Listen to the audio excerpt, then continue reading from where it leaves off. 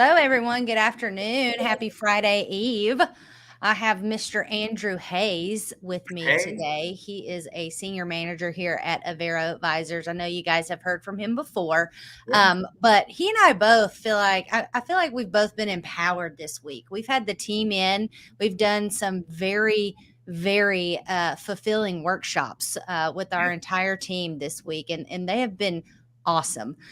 So today our topic is about relationship building. And I think it is a key part of how Avero Advisors does business. And it's key in any business, right? People do business with people that they like, right? And that involves building a relationship. So, Andrew, as a project manager, what does relationship building mean to you well, and to your role? so I think that it's essential. Um, as a member of the senior management team here, I think it's essential that I build high quality relationships with folks at every level of my organization, whether it's the business analysts or the project managers, Mhm. or even, to our director of advisory services and, our CEO. But I think that, when you start looking at delivery at the project level, I think it's very important that you also build high quality relationships at all levels of the client organization as well. And I can tell you that whenever we kick off a new engagement, I make sure that by the end of our first week on site, that I know a lot of folks at all levels of the organization, the field service level, Yep. the building inspectors that are out there. I want to get a feel for how they're doing their inspections, what types of tools they're using out in the field as part of the greater community development process. I want to get to know the supervisors and the department heads to understand what are the types of tools that they need, reporting wise, so they can measure the performance. And then obviously, I'm building relationships with the project sponsorship team, the mayors, the chiefs, folks at the executive level, to uh, just establish a relationship, so that they can clear any roadblocks, that might pop up throughout the course of the project. So I think that that is very, very critical to build those types of relationships in order, for successful, as part of successful project management. Absolutely. I like to say that we're not just order takers, right? We're not just here to do what's on this piece of paper. We are, but we really want to get to know you and what you're dealing with.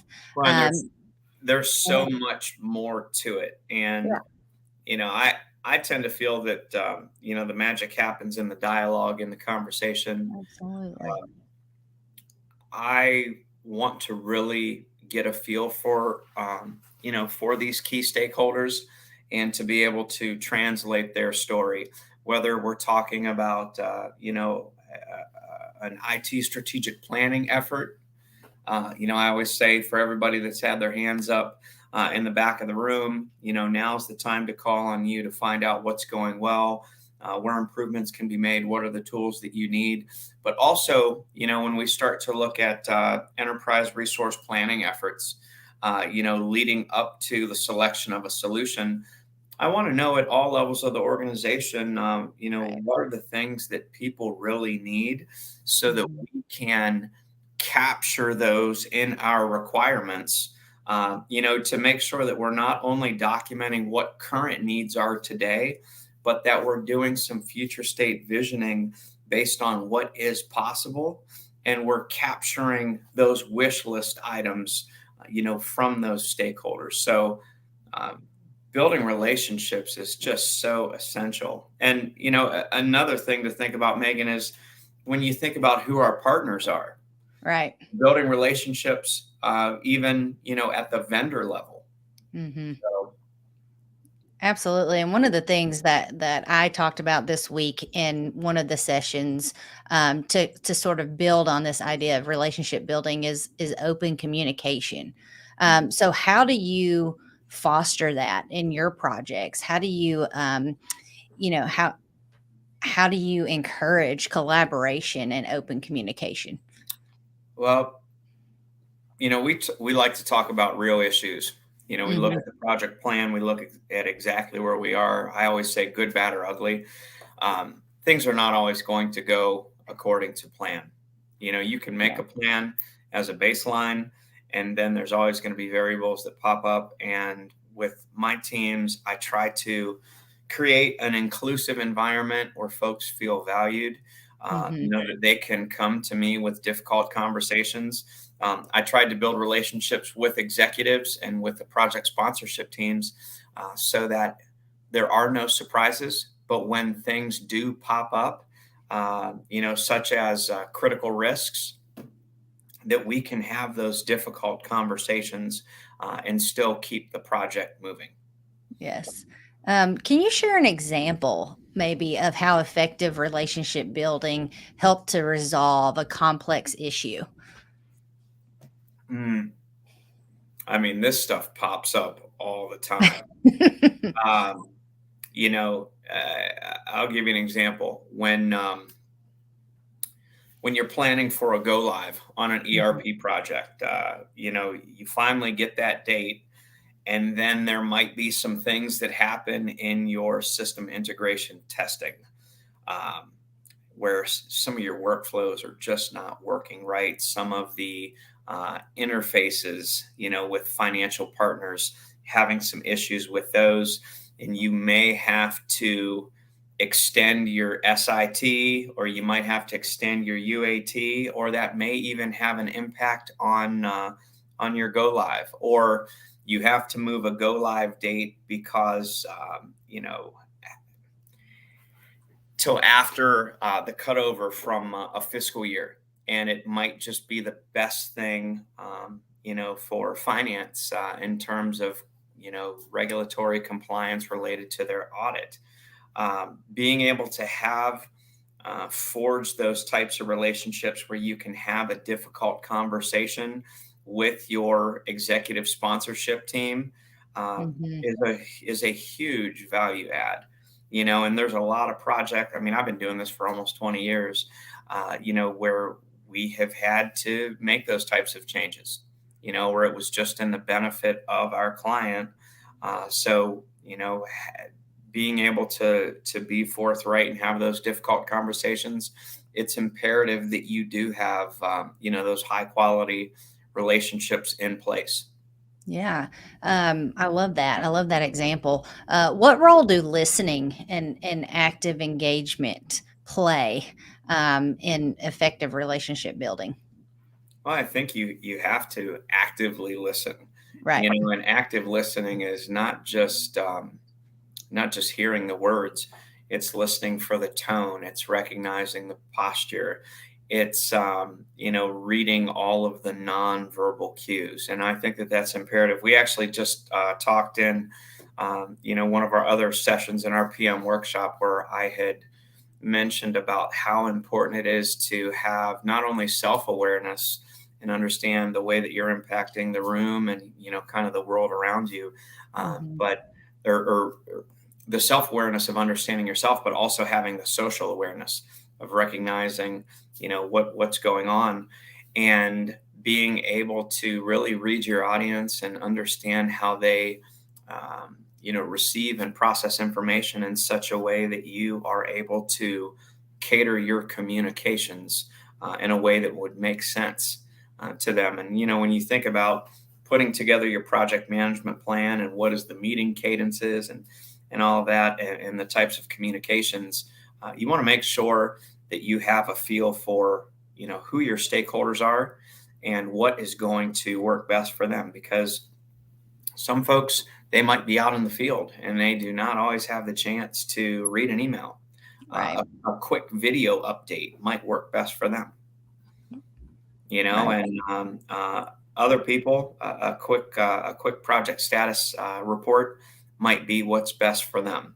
And some folks, they may be traveling and they might not have access to Word or to Excel. So here, let me put together a quick little PDF and get that over to you, or shoot you an email. So it's just a matter of really knowing your stakeholder group, being able to properly set expectations with them, fostering open communication, and doing it in a way that makes sense and most importantly creates value.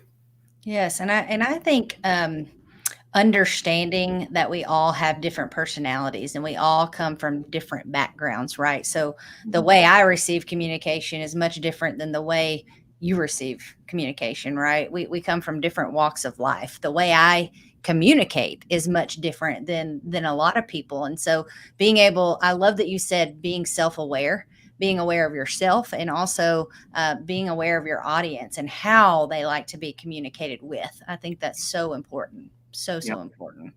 Um, so, what factors contribute to successful long-term relationship between a local government entity and its stakeholders? Let's see. Do you mean in terms of us building long-term relationships with our clients? Yes. One of the things I'm most proud of is, the long-term advisory relationships that we do have with our clients. Oh yeah. And, you know, there are some of our active clients that we've been actively working with them for 5 years, where it all started with, them reaching out about an IT strategic planning effort. We put together a 3 to 5 year modernization plan. Some of the strategies might have been, replacing their financial management system or Mhm. replacing their community development system that would, handle their planning and code enforcement and permitting, or they might need a human resource information system, or commonly known as HCM, human capital management. Um, we have, I guess it starts with putting a plan together that makes sense uh, Mhm. for them. It's a tactical action plan that bridges the gap between where they currently are and where they strive to be. And Megan, there's gaps. Where Mhm. we will help them implement some of the strategies. And then we'll go away for a little bit, and then they'll reach back out. In other instances, there's that ongoing advisory services where we're helping them with those systems that I just named. Yeah. But in either case, it's about asking the right questions, uncovering those pain points, and being able to, provide advisory services that create value. Absolutely. I think consistency, Yep. being consistent, not just being consistent for the first 6 months of a project, right? But being consistent throughout that relationship. That builds trust. Well, That I mean, lets, yeah. our team, our team has been intact for years. So, Hmm. you know, when we're in sales presentations, one thing that we always like to say is this isn't a sales front. This is Hmm. actually the real team. Because, we've all been in situations where, it's the classic bait and switch, and I always joke around and say, you go to Best Buy thinking that you're going to get the Sony, and you get there and all they have is Magnavox. And not to say that Magnavox isn't great. Um, I think at some point in my lifetime when I was younger, I might have had a Magnavox cassette player. Um, but we're actually bringing our actual team that's going to be on site. You're going to be building relationships with our actual team, and Hmm. that's something that I take pride in. And you ask about what are the keys to long-term advisory relationships. It's just honest, being trustworthy, focusing on the requirements of our clients' needs, and then using our team-centric approach to come to the table, with real IT solutions and business strategies that help to build efficiencies and things that are in the best interest of our clients for the long term. So to me, that's kind of what that is all about. But at the core of that, Megan, is uh, you know relationship building, because at the Hmm. end of the day, it's just people working with other people. Right. Exactly. One of the questions we get asked a lot is how do you all, as a project management team, um, deal with competing stakeholder interests? What are some of the things that you all do What a great to question. maintain, yeah, to maintain positive relationships, but also deal with the competitiveness of the stakeholders? So, Uh, can you talk about that? We could probably talk about that for a yeah, whole we other live, exactly. You but just dive into it. I want to hear your thoughts because we get asked that a lot, a in our lot. PM workshop, we were just talking Uh-huh. about that, and you think we have these key stakeholder groups that we require their input and their subject matter expertise on these projects, and Mhm. they're folks that that their career is, in accounts payable, or they're in the community development department, or they're a housing operations director, or they work in IT, and they have their daily jobs and they're really focused on meeting the needs of their customers. And then here we come to assist with the implementation of their new financial management system. And it's how, in their minds, how am I going to balance, my daily responsibilities with the needs of this project? And it bottoms down to communication. um, we need to put together a project plan that is realistic and attainable and that makes sense. And we need to continue to communicate with that stakeholder group to um, let them know what the level of effort is Yeah. and the level of engagement that's going to be required on their part so that they can, you know, get everything done. Now, when I talked before about building relationships at the executive sponsorship level, Megan, and how critical that is in case any roadblocks or bottlenecks show up, this is a fine example of what a resource constraint could be. A kink in the chain is that there are competing agendas. Got to get the day job done. Got to get the project work done. If you don't get the day job done, we're not going to be able to pay our vendors, or we've got receivables that are coming in. That's going to impact our bottom line. But at the same time, you've got all these inefficiencies. You've got these antiquated software systems, and you're constantly doing these workarounds that are, you know, they're just taking all of your time away from, being able to get stuff done. So you need to find time to do the project to get it implemented, and get trained so that you can start using it, so that you can really benefit from the efficiency that the new ERP technologies is going to bring through the implementation of that new financial management system. So it's almost, if we're communicating properly, if we're setting the right expectations and we're going about things the right way, then folks can plan accordingly. They can balance that effort, and we've got a positive reinforcing loop that can end up resulting in a successful go live. So you can see at the project management level the importance that building those high quality relationships with your stakeholder team, it really is. Whether we're talking internal at our organization at Avero as a service provider, or building those relationships at all levels of the organization, with our clients. Yeah, let's talk about internal relationships. So the relationships that we have to build here at work and the importance of that. Can you speak to that and maybe give some examples of some of the things that you've done for our team here at Avero? I take great pride in my team, Mm-hmm. and I couldn't be more happy, with the state of our team and the folks that we have working with us. Just an awesome group. Whether we're talking about our team of consultants, or we're talking about our project managers, or even our executive team.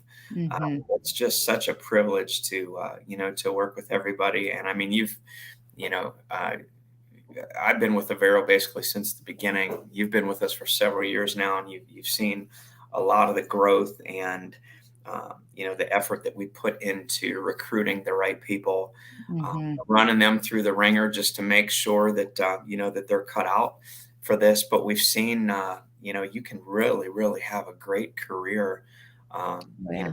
in project management and project delivery, and working for a firm like ours, just the experience that you get. Um, by working for a small to mid-sized firm like ours, you really get to know people Hmm. and you understand, what their strengths are, where there are opportunities for improvement. It's essential for me as one of our senior managers to continually give feedback. And everybody kind of always knows where they stand with me. If I see an opportunity to help somebody improve, or even if I always say one of the best, yes, it's important that I share successes and things that have worked well, but I always feel that it's equally, if not more important, to share the things that have not gone so well and some of the mistakes that Hmm. our executive team has made along the way in our careers as we've worked our way up.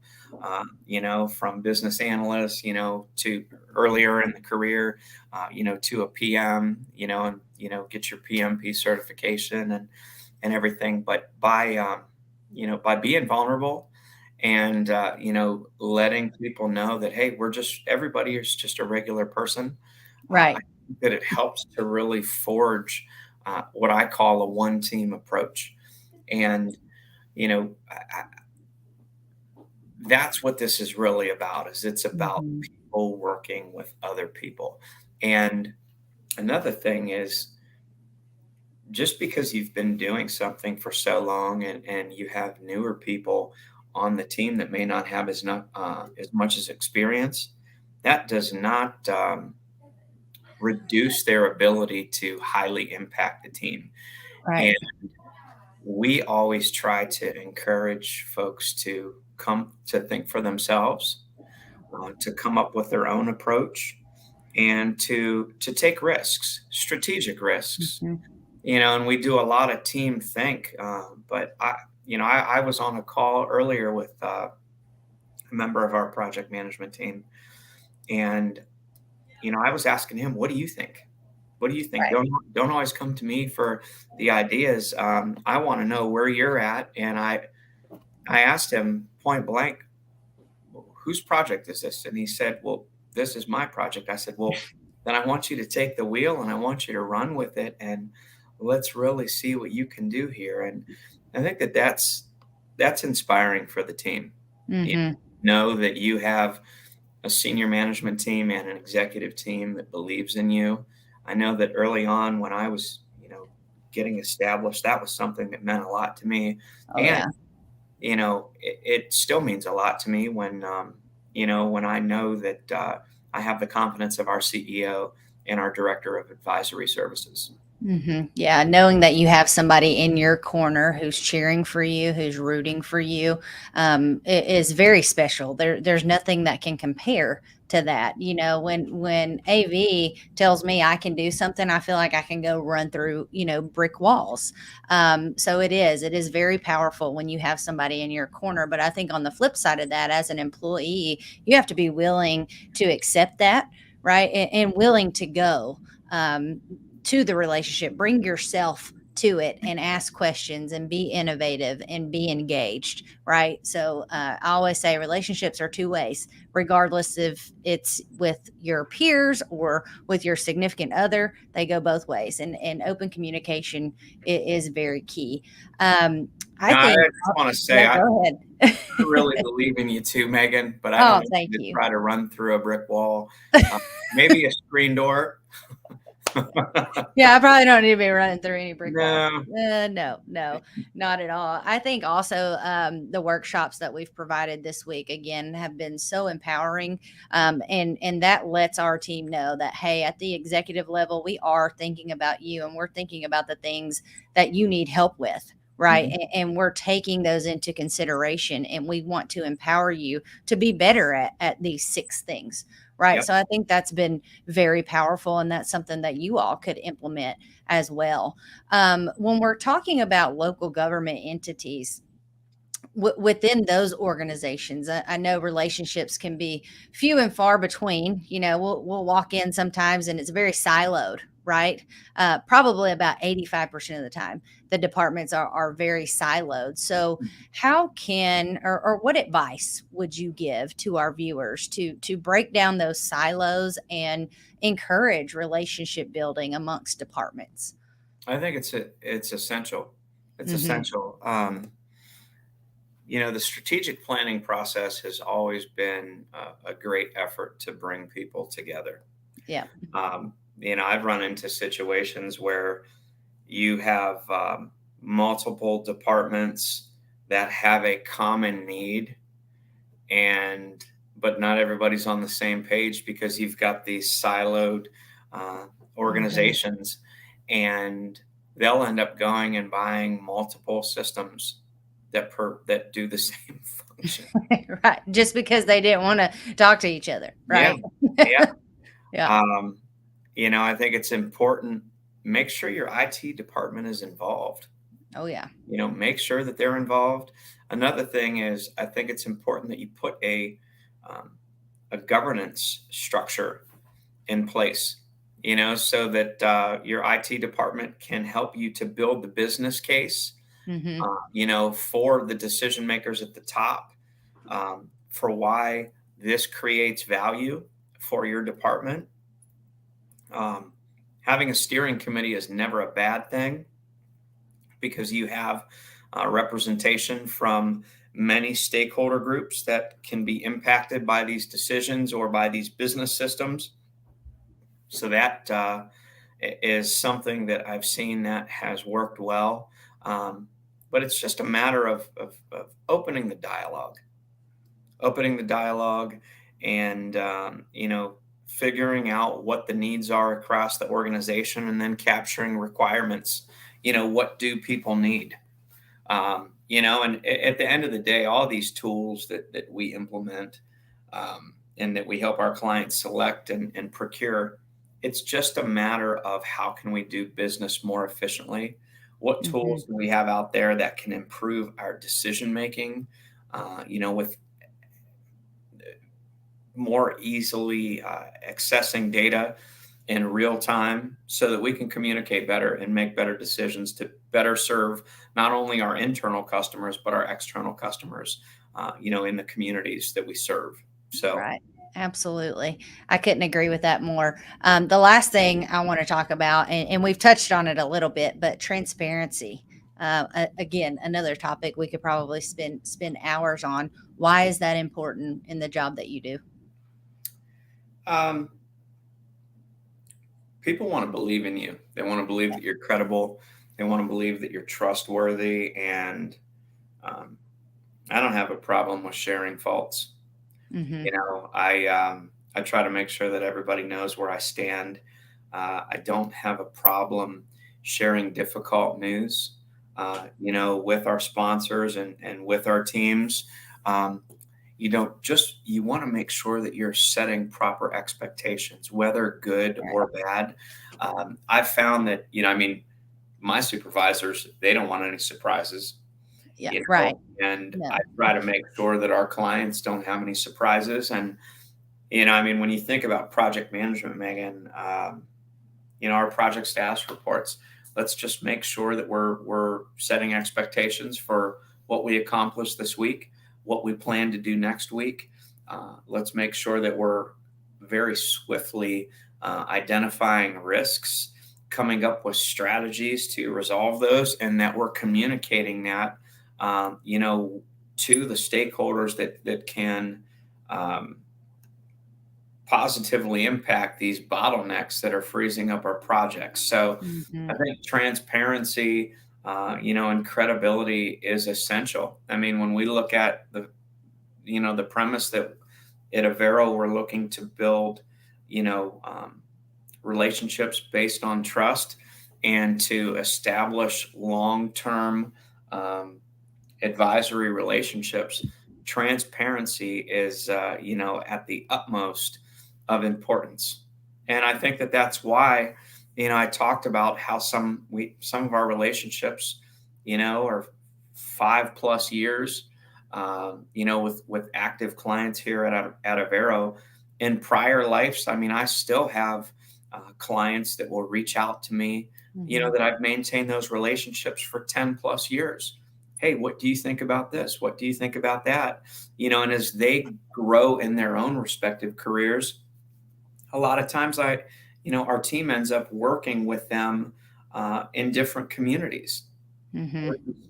which is absolutely fantastic. And I mean, you always hear me say, you know, um, when I'm done with life and I look back on it, it's not going to be about the cool stuff that I've acquired. It's going to be about the relationships that I've built and the moments that I've shared with other people, Yeah. and my career is a big part of who I am. Avero as a firm is a big part of who I am. And, I just love working with the people that we have here. I love Yeah. serving the clients that we have. So, you know, I've always felt that the magic is in the conversation, and I really believe in organizational development and just figuring out how you can find ways to serve other people.